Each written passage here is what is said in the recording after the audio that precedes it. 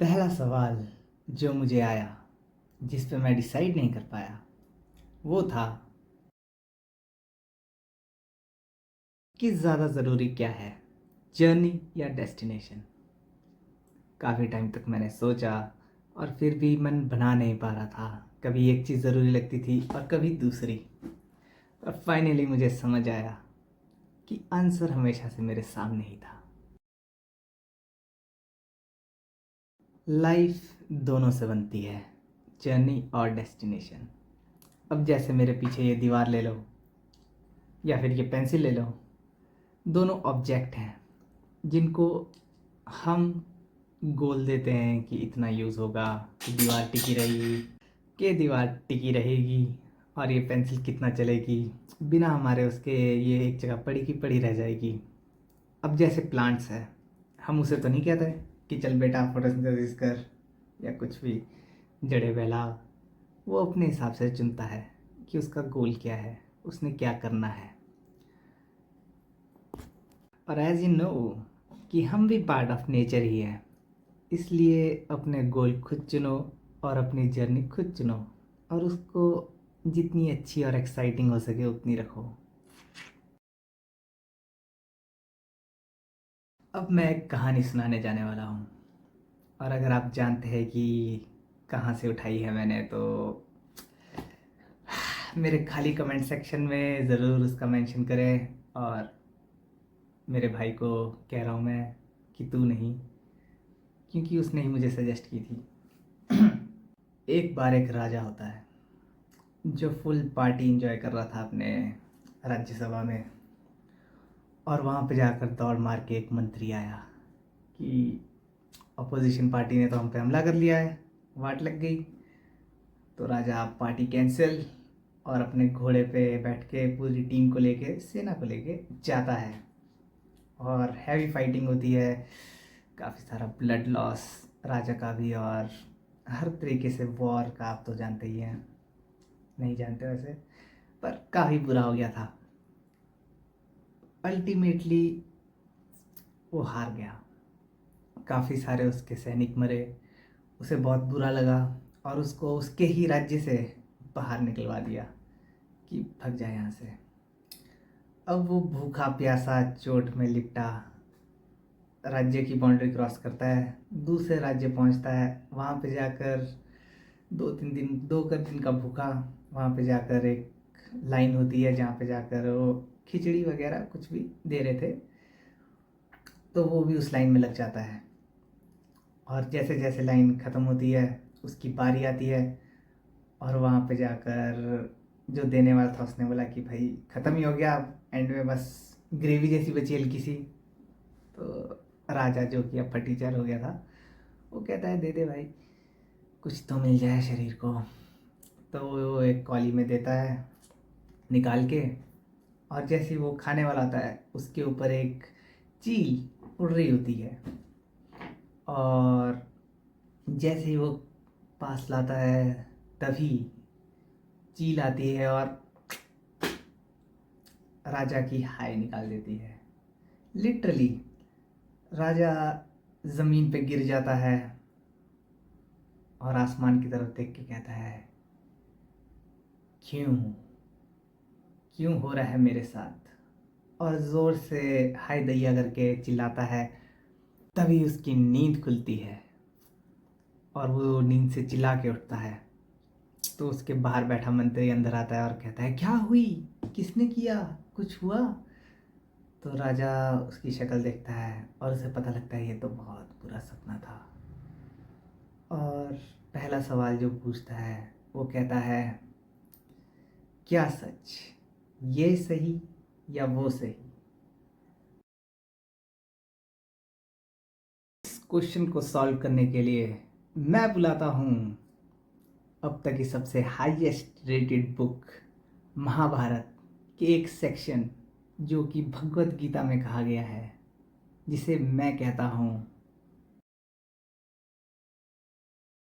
अब एक रथ है जिसमें पैसेंजर है और एक ड्राइवर है, जिस पे जाकर पैसेंजर कहता है मुझे इस डेस्टिनेशन पे जाना है, और ड्राइवर का रोल है उसे एक अच्छी सी जर्नी, कंफर्टेबल जर्नी से होते हुए उधर को ले जाए।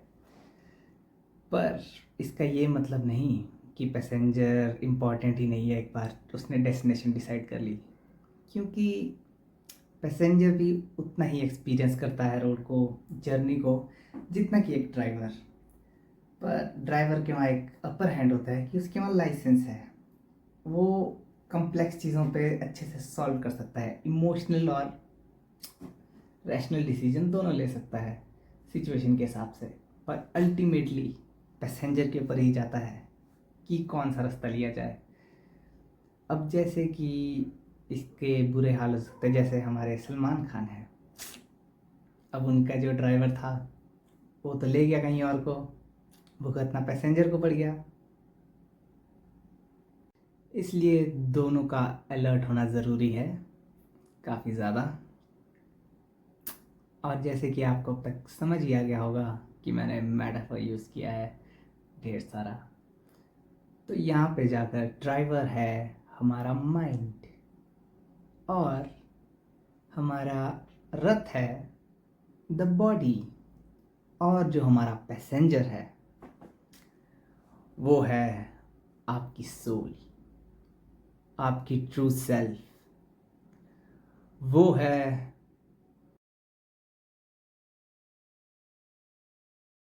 तूर्या अवेयरनेस है ट्रू सेल्फ की। अब जैसे कि हम जानते हैं कि माइंड 3 स्टेट में जाता है, वेकिंग, ड्रीमिंग और डीप स्लीप। और इन तीनों को जो ऑब्जर्व करता है वो है तूर्या। राजा जो सपने में दुख फील कर रहा है और वेकिंग में जो खुशी फील कर रहा है, वो माइंड और बॉडी को डायलिमा में डाल देती है, क्योंकि माइंड भी फुल चीज़ों को एक्सपीरियंस कर रहा है और बॉडी भी फुल हार्मोन को रिलीज़ कर रही है। तो दोनों चीज़ें काफ़ी इन्फ्लुएंशियल हो सकती है और काफ़ी ज़्यादा आपको सोचने में डाल सकती है। पर जो तूर्या है, जो सोल है, उसे पता है कि ये बस एक नाटक है, हम इन सब चीज़ों से ऊपर हैं। अगर ये सब सिमुलेशन ही है तो इसे हम अपने तरीके से जी सकते हैं और जीनी भी चाहिए, क्योंकि ये सब भी एक नाटक ही है, नज़रिया की बात है। अगर आप दुख ही देखोगे तो दुख ही महसूस करोगे और दुख ही मिलेगा। अगर आप सुख और एडवेंचर और अपॉर्चुनिटी ऐसे शब्दों को देखोगे तो वही मिलेगी। वेद व्यास जी को लग गई इतनी मोटी बुक कवर करने में कि धर्म और अधर्म में फ़र्क क्या है। और अगर आप अभी भी इन चीज़ों को समझ नहीं पा रहे तो क्या ही बोलूँ मैं। अब बोलोगे कि युग अलग है, पहले वाला चिल था, अब थोड़ा मुश्किल है। तो चिल तो कहीं से भी नहीं था। अगर आपने महाभारत या कोई सी भी पिछली वो देखी होगी या सुनी होगी या पढ़ी होगी, तो काफ़ी ज़्यादा मुश्किल, भुखमरी, बीमारियाँ उनके ज़माने में भी थी। उल्टा इससे ज़्यादा गंभीर थी। आजकल हमारे वहाँ मेडिकल साइंस काफ़ी आगे आ चुका है। तो ऐसे टाइम में भी, अब जैसे महाभारत ही ले लो, उसमें जाकर थे हमारे कृष्ण जी, सबसे चिल गाय अब तक के, जिनकी बहुत ही सैड बैक स्टोरी और काफ़ी ज़्यादा ड्रामा भरा पड़ा था लाइफ में, पर फिर भी हर टाइम चिल, हर टाइम मुस्कुराते, सारे टैलेंट सीखे हुए हैं। ऐसा नहीं कि अवेयरनेस आ गई थी बचपन में ही तो अष्टवक्रम की तरह बोल दिया नथिंग मैटर्स और लगे पड़े हैं अपनी लाइफ में ही बढ़िया। जो भी, मतलब अवेयरनेस पूरी आने के बाद भी उन्होंने सोसाइटी में पार्ट लिया और दिखाया कि एक असली इंसान, असली पोटेंशियल ह्यूमन बीइंग का वो काफ़ी फ्यूचरिस्टिक गॉड हैं, अगर आप उस तरीके से देखें। क्योंकि उनकी ज़रूरत महाभारत टाइम में उतनी थी नहीं, जितनी लड़ाई उन्होंने करनी थी आपस में कौरव पांडव ने, उतनी तो वो करेंगे ही करेंगे।